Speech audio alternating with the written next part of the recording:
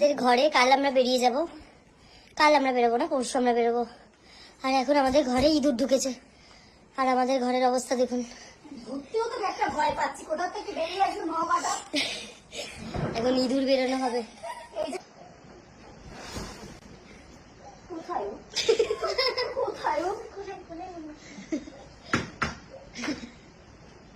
আমি বলছি শোন, ও ট্রলি থেকে বেরোবে।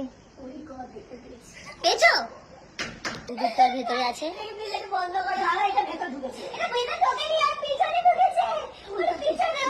আমি জানি না আমি কি করে আপনাদের ইঁদুরটা দেখাবো। ঘরটা শুধু দেখুন, এটা ঘর না হাওড়া স্টেশন? আমি বলছি শোন, এই ট্রলিতেই আছে, আমি থাকবো না এখানে। কোথায় যাচ্ছি শুনিস? আমি এখানে যাবো। আমি তো মুখটা ধুতে গেছিলাম, আমার সব শেষ। কোথায় গেল? বাথরুমের ভেতরে।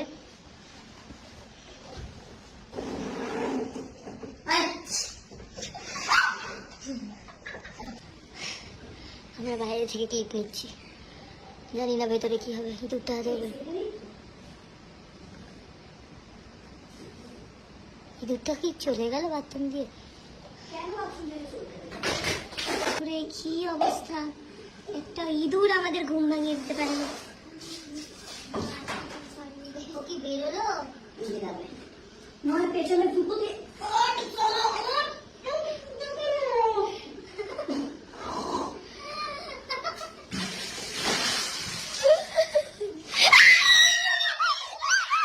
আবার বেরিয়ে এই শনিতে। আমি জানি না এই ব্লগ কতদিন হবে। এই আর একটা জায়গা পাচ্ছে না, জায়গা পাচ্ছে না। এদিকে আসলে ভালো হয়ে যাবে। জায়গা দিস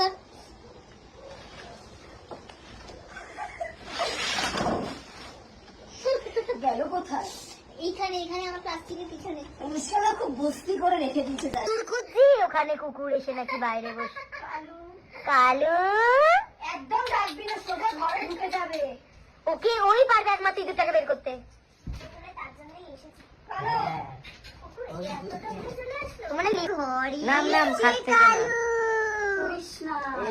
ফার্স্ট টাইম ঘরে এসে ইঁদুর খুঁজতে খুঁজতে। কালু আমার সবুজ লাইট জ্বলছে চোখে। এই যে লেজ দেখতে পেয়েছি আমরা ফাইনালি গাইজ। এই যে লেজ, এত কষ্টের পর ইঁদুর দেখতে পেয়েছি আমরা আবার। আমি জানি না ভগবান কি করে। চেষ্টা করে টেনে দেনা জানি।